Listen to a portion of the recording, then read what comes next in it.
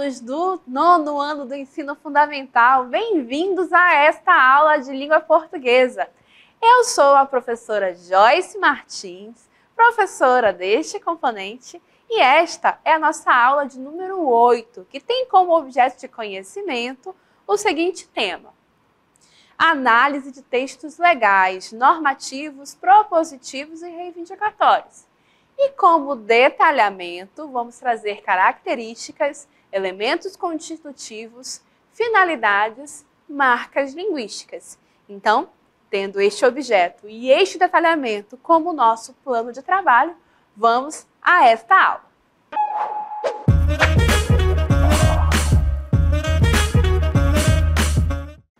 Então, você já parou para pensar como devemos ler o texto legal? Isso mesmo, o texto de uma lei é um texto que tem, assim como os demais, características próprias e que nós devemos, na verdade, conhecer. Por quê? Porque através do conhecimento, da leitura dos textos das leis, nós entendemos e compreendemos quais são os nossos direitos e quais são os nossos deveres como pessoas que vivemos em sociedade, certo? Porque as leis existem para isso, para regulamentar as diferentes áreas da vida em sociedade. E lendo, conhecendo a maneira como ler esses textos, nós podemos, na verdade, aos poucos, acessar e compreender esses direitos e deveres que nós temos nas diversas áreas da nossa vida em sociedade, ok? Então, nesta aula, nós vamos debater um pouco sobre uma lei que ficou conhecida como Código Florestal. Nós temos então aqui, vamos fazer a leitura do começo desta lei, da apresentação desta lei. Vamos então observar o seguinte, vamos colocar na tela justamente alguns pontos importantes. Olhem só, acompanhem conosco. Esta lei, ela dispõe sobre o quê? Sobre a proteção da vegetação nativa e altera leis anteriores que tratavam deste tema também. Então, isso é bastante importante, não é? Então, a partir do momento em que esta lei foi promulgada, lá em 25 de maio de 2012, esta lei conhecida como Código Florestal, tudo que existiu antes dela sobre este tema da questão da proteção sobre a vegetação nativa deixa de ter validade. E o que está expresso nela é que vai passar a valer. Tudo bem assim? Então, notem que o que eu mostrei para vocês está numa parte da lei que nós chamamos de apresentação, é o princípio desta lei.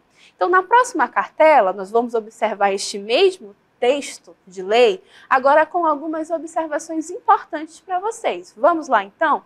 Olhem só.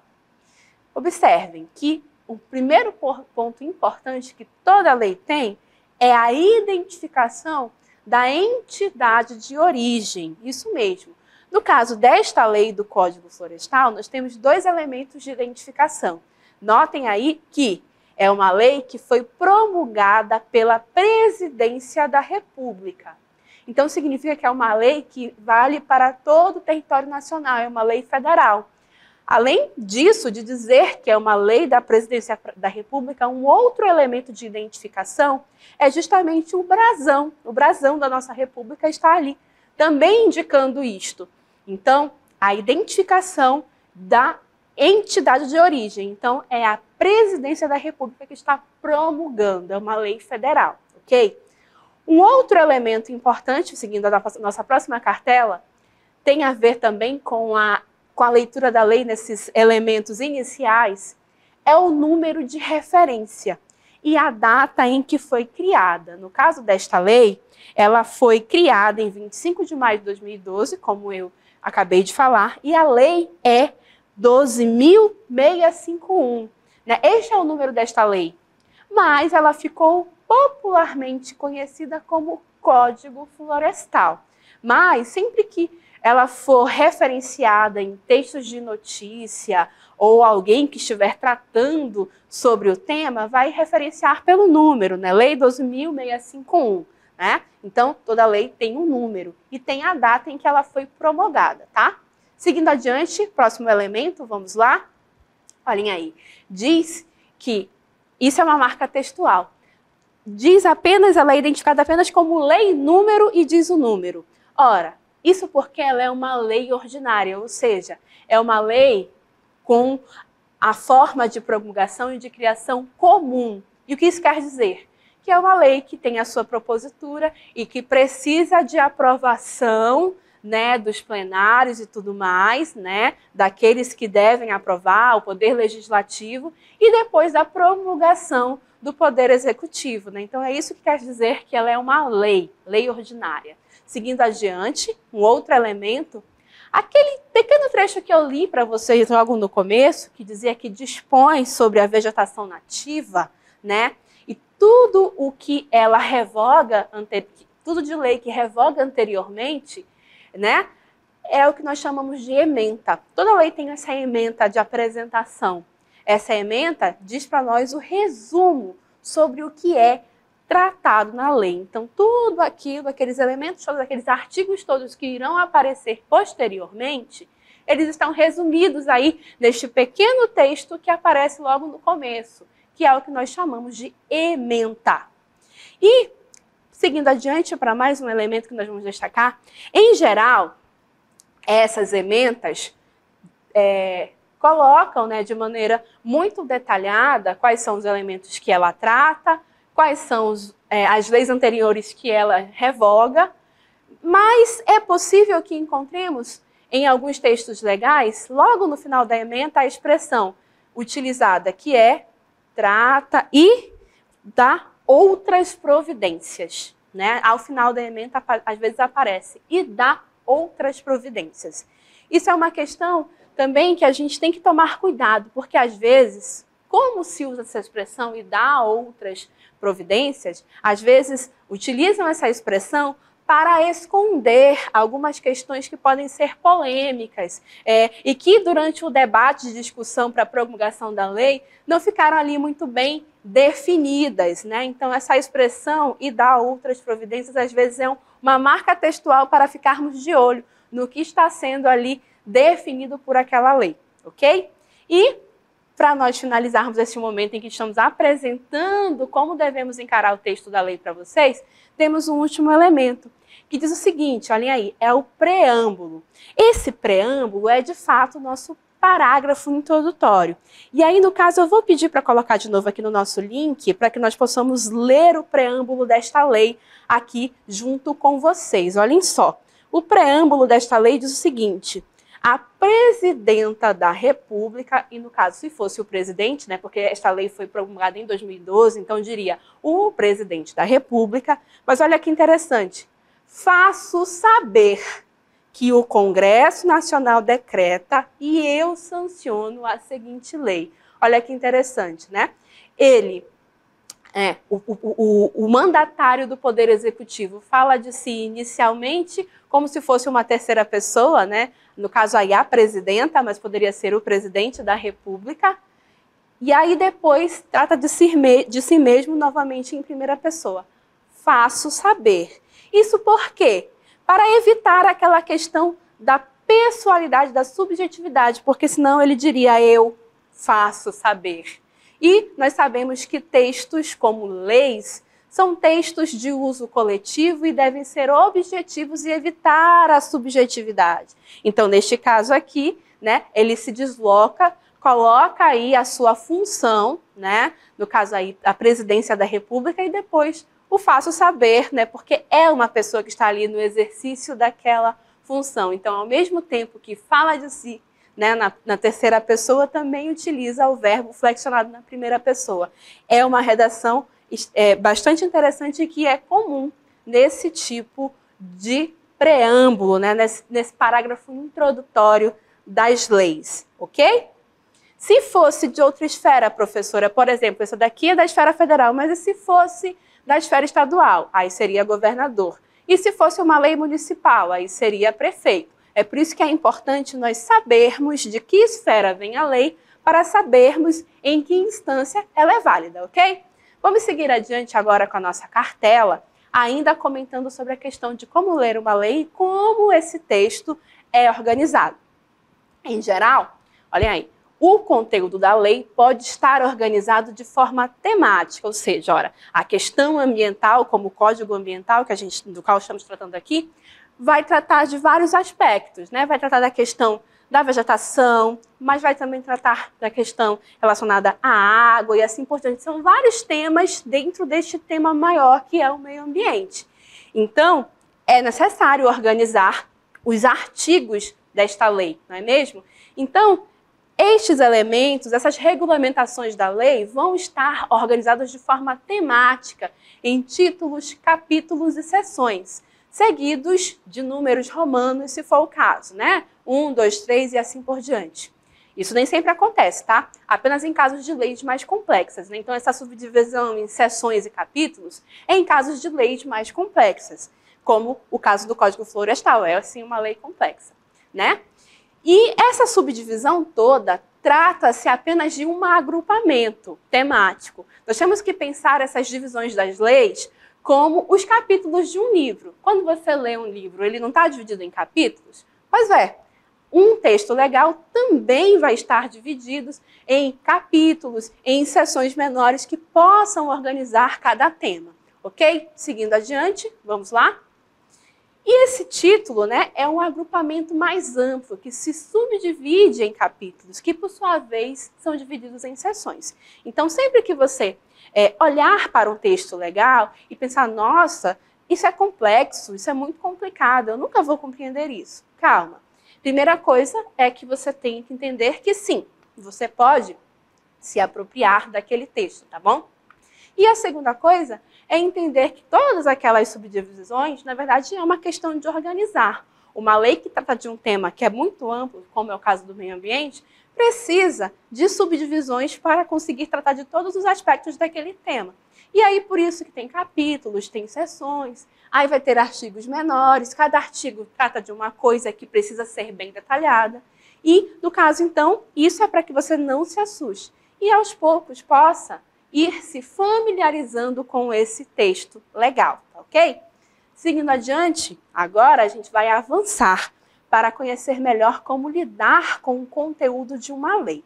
Tudo bem assim? Então, olhem só, agora a gente vai avançar e vai ler rapidinho aqui com vocês o primeiro artigo, tudo bem? Olha só, o primeiro artigo da lei, olha só, que eu quero chamar a atenção de vocês, olha só. Esta lei estabelece normas gerais sobre a proteção da vegetação, áreas de preservação permanente e as áreas de reserva legal, a exploração florestal, o suprimento de matérias-primas, não é? E o controle da origem dos produtos florestais, e o controle e preservação dos incêndios florestais, e prevê instrumentos econômicos e financeiros para o alcance desses objetivos. Então, note, nesse primeiro artigo, já mostra e vai desenvolvendo quais são as disposições desta lei, correto? Para que ela deve ser aplicada e a que ela se dedica, não é? Então, quando você tiver dúvidas a respeito da questão ambiental, você já sabe, devo buscar o Código Ambiental, né? Aí o código para saber qual lei eu tenho que observar para saber o que está certo e o que está errado quanto a essa questão. E aí, continuando a tratar sobre a questão de como ler a lei, vamos agora para a nossa cartela, porque agora nós vamos observar justamente essa questão da subdivisão, de como o texto da lei é subdividido. Então, coloca no ar a cartela, por favor. Volta só um pouquinho na cartela anterior. Olha só, então o que eu acabei de ler com vocês está assim lá no texto da lei, correto? E aí então vamos avançar. Olha só, na próxima cartela, por favor, pode avançar. Primeiro elemento é o caput. Caput é um termo latino que significa cabeça. E o caput é justamente a parte principal de um artigo, né? Então, por que eu chamo a atenção de vocês para esse termo? Porque, às vezes, lá no meio da lei, diz assim, conforme trata o caput desse artigo. Aí você tem que voltar lá para a parte principal do artigo. Então, sempre que tiver essa expressão caput, entendam, é esse parágrafo que está junto com o artigo. Artigo 1º, 2º, 3º, é a parte principal, é a cabeça do artigo, ok? Seguindo adiante, vamos para o próximo elemento que eu quero destacar aqui com vocês. Vamos lá, então, para a próxima. Olha só, os artigos, sim, porque eu falei, que a lei é como um livro que se subdivide em capítulos, não é mesmo? E aí em seções e assim por diante, não é? Então, essas seções, né, vão trazer justamente cada item da lei que é o artigo, né? E os artigos vão estar numerados de forma sequencial em algarismos arábicos, né? Do primeiro ao 9º artigo, costuma-se utilizar os numerais ordinais. E aí a gente diz artigo 1º, artigo 2º, 3º e assim por diante, né? E depois disso, né, do 10º artigo em diante, nós utilizamos os numerais ordinais, ou seja, artigo 10, artigo 11 e assim por diante, ok? Então, a partir de agora, quando você for ler um texto legal, você já sabe, né? Se for o primeiro artigo, você diz artigo 1º. Se for o segundo artigo, artigo 2º. E se for lá o 11º, por exemplo, aí você diz artigo 11, ok? Seguindo adiante, o próximo elemento são os parágrafos. Sim, os parágrafos, eles destacam aspectos importantes de um artigo. Então, o artigo veio, a cabeça do artigo, caput, como a gente já sabe, não é? E aí, de repente, olha aí, tem o parágrafo, que é uma subdivisão do artigo e que vai destacar aspectos importantes de um artigo que não estão diretamente explicitados na cabeça, né, na parte principal. Então, quando tem um parágrafo, é como se fosse mais um ponto importante a destacar e que eu ainda não destaquei, mas agora eu vou destacar no parágrafo, né? Quando o artigo possui apenas um parágrafo, é chamado de parágrafo único, como é o caso do nosso exemplo aí, ele é um parágrafo único, mas quando existem vários parágrafos, eles são indicados por esse símbolo aí, né, que está aí. A gente literalmente lê esse símbolo como parágrafo, né? E esse parágrafo vai ser seguido, né, esse símbolo segue de uma numeração. Seguindo adiante, vamos lá? Olhem aí. Então, o próximo elemento que nós vamos destacar diz respeito justamente à questão dos 2 pontos, olhem aí, né? Em geral, a cabeça do artigo ou do parágrafo descreve algum tipo de regra, correto? E essa regra vai terminar com a grafia de 2 pontos. Esses 2 pontos significam que adiante vai vir mais elementos, né? Quando acontece? Quando acontece de a grafia do parágrafo ou do artigo vir finalizada com os 2 pontos, significa que vai vir mais elementos que são ligados a essa cabeça de artigo ou a esse parágrafo, que é o que nós chamamos de incisos. Vamos adiante?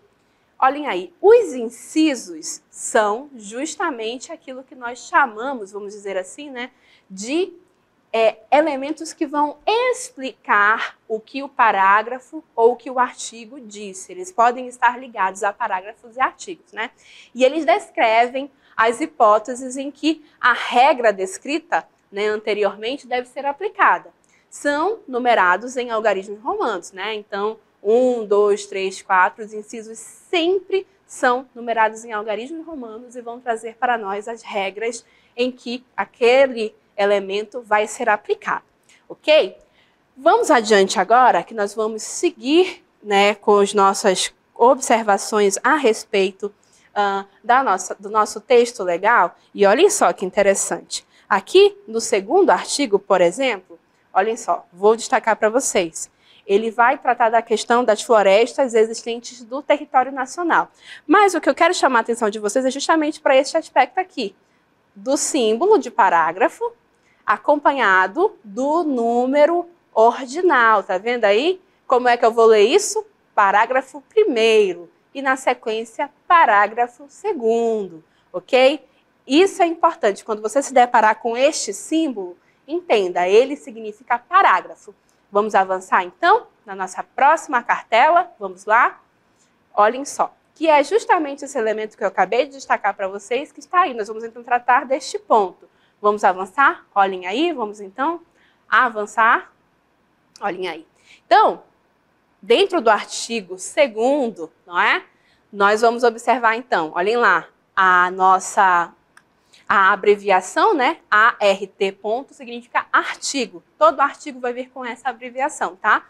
E quando é até o nono, eu tenho que ler como? Com o ordinal. Então, artigo 2º. E aí, avançando, vamos lá. Parágrafo 1º, né? Porque a gente já aprendeu isto, né? Esse símbolo significa parágrafo.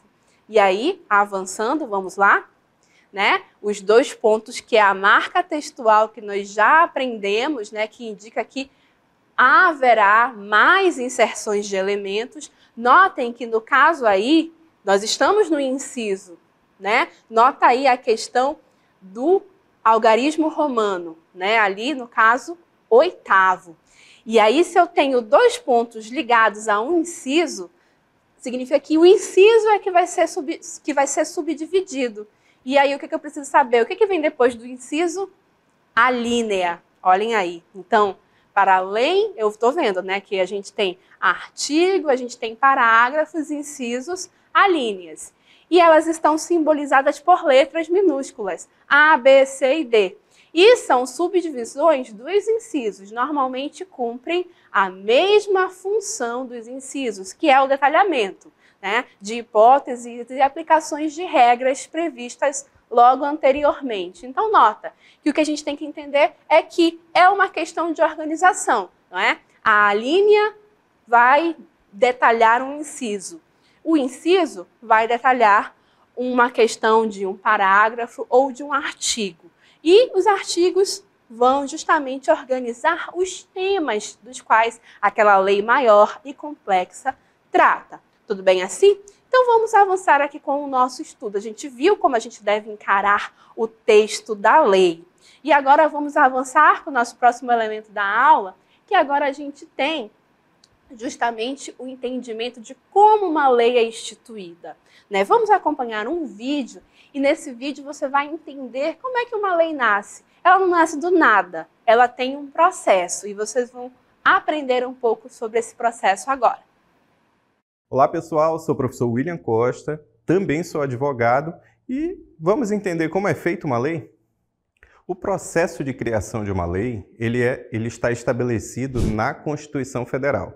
Lá na Constituição Federal tem as regras de quem pode propor, qual o procedimento e como vai nascer essa lei. Bom, quem pode propor? O deputado federal ou um senador e também o presidente da República. Em alguns casos, essa reserva de iniciativa ela é exclusiva do presidente da República, em alguns temas, tá certo? Também as leis podem ser propostas por iniciativa popular. Bom, após essa proposição, o projeto de lei passa pelas comissões da Câmara e do Senado. Uma vez aprovada por essas comissões, elas emitem um relatório e os plenários de cada casa, eles vão votar essa lei. Essa lei sendo votada, ela é encaminhada para o presidente da República, para sanção, quando o presidente vai verificar a anuência dele quanto àquela legislação. Bom, ele pode sancionar e ele pode vetar. Ele sancionando, o que acontece? Tem mais uma fase, que é a promulgação. Na promulgação é quando de fato nasce uma lei. Mas, veja só, para que essa lei seja eficaz, ela precisa ser também publicada. Esse é o processo resumido de como nasce uma lei. Nós podemos observar justamente esse processo de como vai nascer uma lei, né? Todo esse passo a passo, para que vocês vejam que não é uma coisa à toa e que é sério, é um processo sério. E justamente por isso, um texto final de uma lei, ele equilibra forças, porque em todos os temas vai ter gente que pensa de uma forma e vai ter um outro grupo de pessoas que pensa de uma outra forma, né? Cada um com o seu ponto de vista vai tentar, de alguma maneira, se fazer impor no momento da aprovação de uma lei, aprovando artigos que pendem mais para um grupo e menos para o outro. Então, todo texto legal ele vai ser o resultado dessas forças, de grupos que pensam de uma maneira e grupos que pensam de outra maneira, certo? No caso deste Código Florestal, tem aqui, eu separei para trabalhar com vocês, uma parte, um tema que diz respeito às áreas de preservação ambiental. Coloca a cartela no ar, por favor. Olhem só. essa parte, no momento da aprovação desta lei, foi um tema muito discutido, né? Que era justamente de como é que ia se delimitar, o que era área de preservação permanente. E olhem só, é o que está lá dentro do capítulo 2 desta lei, né, que é o Código Florestal, das áreas de preservação permanente, é o título deste capítulo, né? E aí a seção 1, que diz da delimitação das áreas de preservação permanente. O artigo 4º, vamos avançar, diz o seguinte, avançando, por favor. Considera-se a área de preservação permanente em zonas rurais ou urbanas para efeitos desta lei, né? Vamos aí, os incisos. Primeiro inciso, vamos lá. As faixas marginais de qualquer curso d'água natural, desde a borda da calha do leito regular em largura mínima de... As faixas, vamos lá, marginais de qualquer curso d'água, perene e intermitente, excluídos os efêmeros, desde a borda da calha do leito regular, em largura mínima, vamos lá, avançando, D, né? Aí começa. A, o que é esse A? A línea, né? 30 metros para o curso d'água de menos de 10 metros de largura. B, 50 metros para os cursos d'água que tenham 10 a 50 metros de largura. C, 100 metros para os cursos d'água que tenham de 50 a 200 metros de largura. Vamos lá avançar. O D, 200 metros para os cursos d'água que tenham de 200 a 600 metros de largura. E aí a nossa linha E, 500 metros para os cursos d'água que tenham largura superior a 600 metros. E aí, seguindo, as áreas no entorno dos lagos e lagoas naturais em faixa com largura mínima de, seguindo, 100 metros em zonas rurais, exceto para o corpo d'água com até 20 hectares de superfície, cuja faixa marginal será 50 metros. E 30 metros em zonas rurais. Enfim, são muitos critérios, como vocês puderam ver, que vão aí tentar definir. E vamos lembrar que essa lei foi promulgada lá em 2012. E mesmo depois disso, este tema continuou em debate. Como é que a gente vai definir o que é área de preservação permanente e o que não é? Como é que a gente vai preservar os cursos d'água? Esse tem sido continuamente um tema em debate. Não é? Por quê? Como eu disse, é um equilíbrio de forças. No caso aí, quais são as forças que estão debatendo sobre essa temática em relação ao Código Florestal? Coloca aí no ar, por favor. Temos, de um lado, os ambientalistas, ou seja, aquele grupo de pessoas que tem como foco principal a preservação do meio ambiente, das áreas florestais, da cobertura florestal, dos cursos d'água e assim por diante. Eles têm em mente a questão do desenvolvimento, considerando desenvolver o país sem prejudicar o meio ambiente. Então, o que eles pensam?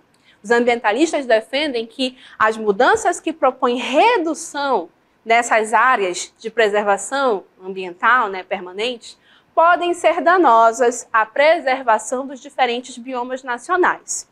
Isso possivelmente ocasionará problemas econômicos futuros, uma vez que países desenvolvidos economicamente têm manifestado interesse por parcerias comerciais que preservem o meio ambiente, tendo em vista o combate às mudanças climáticas. Então, para eles, preservar o meio ambiente é também benefício econômico. Por quê? Porque, na atualidade, o país que demonstra que preserva o meio ambiente, que tem interesse em preservar o meio ambiente, tem atraído bastante investimento. Então, se o Brasil, porventura, sinalizar que pretende diminuir as faixas de preservação, então pode ser que seja sinalizado e entendido pela comunidade internacional que o Brasil, porventura, não estaria ali interessado em preservar o seu meio ambiente. Então,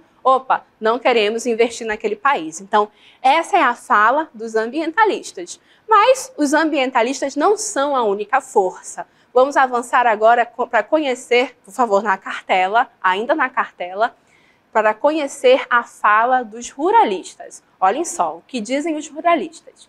Eles defendem que as mudanças são necessárias para que a área útil para o desenvolvimento de atividades produtivas possa ser ampliada, mantendo preservada uma faixa um pouco menor que não seria utilizada para fins econômicos. Então, na fala dos ruralistas, na verdade, o que eles pensam é diminui-se a faixa de preservação e essa faixa será intocada e aumenta-se a área que se pode explorar economicamente. E aí, no ponto de vista deles, isso seria suficiente para representar ganhos econômicos para o país. Então vejam que, de fato, uma lei é um equilíbrio de forças que são discordantes e que vai a todo momento trazer para o debate essas questões que são polêmicas e que fazem parte da nossa vida em sociedade.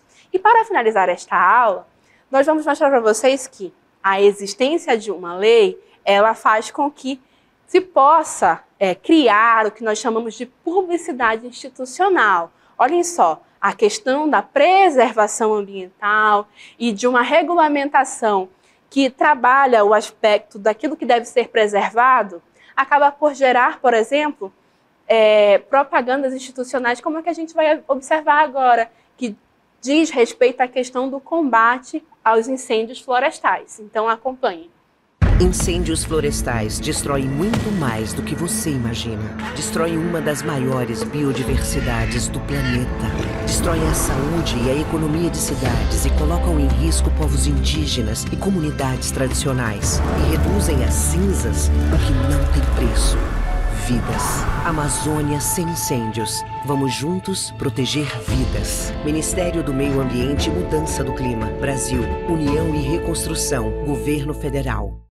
Então notem que essa publicidade foi também feita pela mesma esfera da qual vem a lei da questão da preservação ambiental, o Código Florestal. E assim, nós encerramos esta aula na qual nós abordamos a leitura da lei, a análise desse texto e a forma como nós devemos interpretar todo o texto legal como resultado da questão das forças sociais que debatem sobre este tema.